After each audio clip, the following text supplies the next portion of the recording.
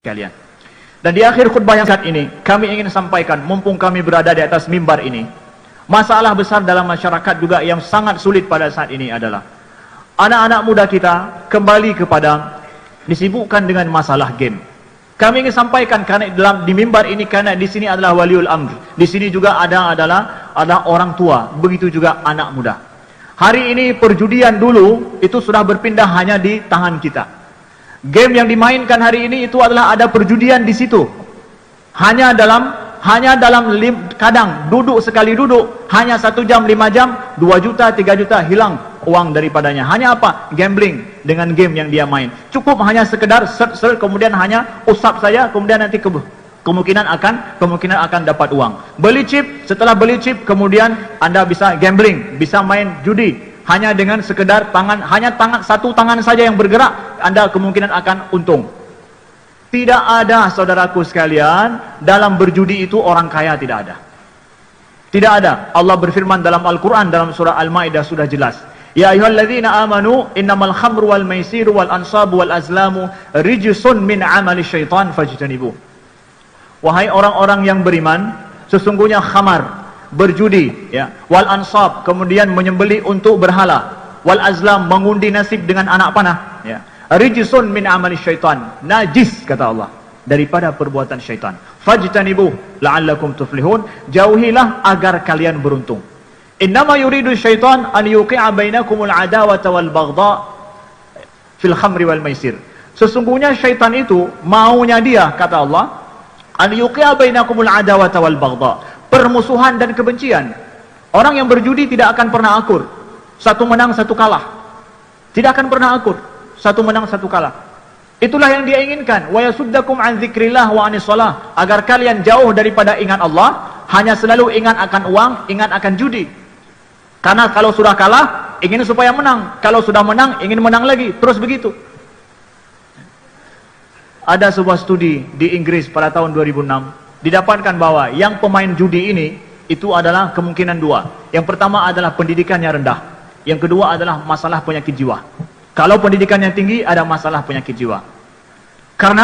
Dan direkomendasikan apa? Bagi yang main judi supaya bisa lepas daripada judi, berpikir secara rasional. Itu saja. Pikir secara rasional. Bahwa sesungguhnya kita punya anak, nafkah untuk anak kita nggak bisa dengan diharapkan daripada judi, saudaraku sekalian. Dan kalau sudah maniak judi, Anda tidak akan terlepas daripada kerugian. Siap untuk menggadaikan apa yang ada, bahkan rumah, sertifikat rumah siap untuk digadaikan demi hanya menginginkan keuntungan yang lebih besar.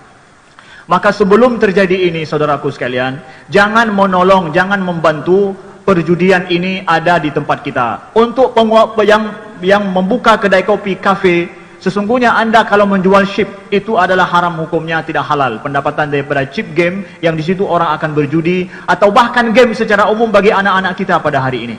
Game pada anak kita menjadikan mereka rusak mental mereka, kemudian rusak karakter mereka. Kata-kata kotor di dalam game itu, kemudian maaf ada pornografi dalam game itu. Tidaklah itu menjadi halal pendapatan kita di situ.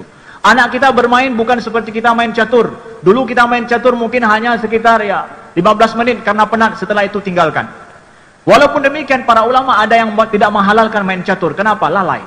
Hari ini anak-anak main game, nggak ada main game 15 menit.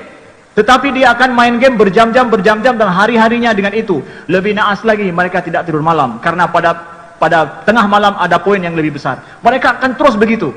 Yang untung siapa? Perusahaan judi dan perusahaan game ini yang semua dari luar. Saudaraku sekalian, jangan rusak generasi anak-anak kita dengan itu. Orang tua juga, saudaraku sekalian, kalau anak kita, jangan biasakan dengan game sejak dia kecil, walaupun game yang nampak biasa di mata kita saat ini. Orang tua banyak berdalih karena ini dia menangis. Saya katakan bahwa khatib katakan kepada kita semua, saudaraku sekalian, ganti cara berpikir.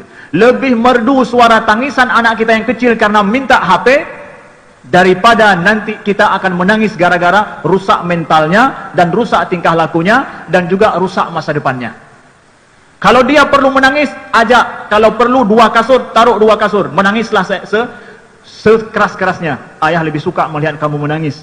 Kalau perlu 1 kamar, ayah kosongkan 1 kamar, gali-gali di dalam kamar, nggak masalah. Itu lebih enak ayah dengar. Kamu lebih sehat, mengerang habis-habisan. Kemudian bergerak dengan kamu menangis, daripada duduk, diam, main game, otaknya rusak.